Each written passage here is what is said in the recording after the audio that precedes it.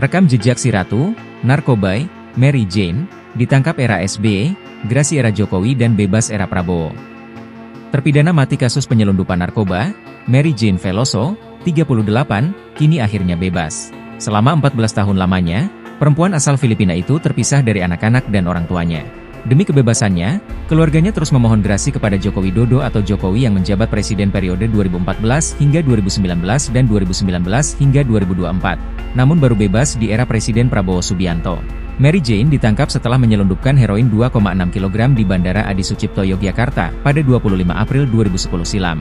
Pengadilan Negeri Sleman pun memvonisnya dengan hukuman mati pada Oktober 2010 karena dinilai melanggar pasal 114 ayat 2 UU Nomor 35 Tahun 2009 tentang narkotika. 10 bulan kemudian, Agustus 2011, Presiden Filipina pada saat itu Benigno Aquino III meminta pengampunan untuk Mary Jane kepada Presiden Indonesia saat itu Susilo Bambang Yudhoyono. Indonesia pun menunda hukuman mati Mary Jane sejalan dengan moratorium yang berlaku pada masa itu. Mary Jane masuk dalam daftar terpidana mati yang akan dieksekusi pada April 2015 di Nusa Kambangan. Dalam pengakuannya, ia hanya diperalat untuk membawa barang haram tersebut. Dia lalu mendapatkan penangguhan eksekusi mati pada menit-menit terakhir pada tahun 2015 setelah seorang wanita yang dicurigai merekrutnya ditangkap di Filipina. Kemudian, pemerintah Filipina resmi mengajukan gerasi untuk Mary Jane kepada Presiden saat itu, Jokowi. Ibu Mary Jane juga memohon kepada Presiden Jokowi agar membebaskan putrinya. Perjuangan belasan tahun melalui jalur diplomasi pun akhirnya membuahkan hasil.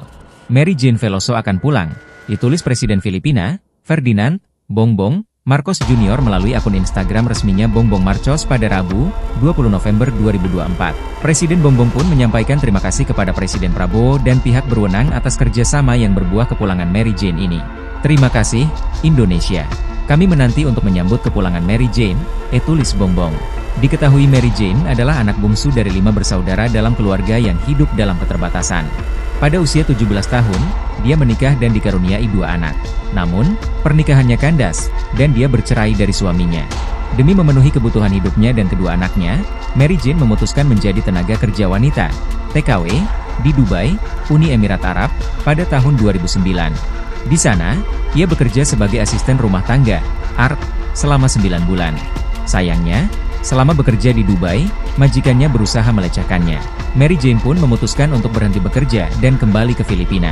Tidak lama setelah itu, seorang kenalan keluarganya menawarkan pekerjaan sebagai ART di Malaysia.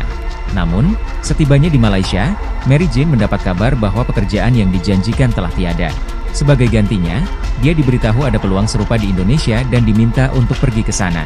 Sebelum berangkat, ia diberikan sebuah koper oleh seseorang dengan imbalan sebesar $500 Amerika.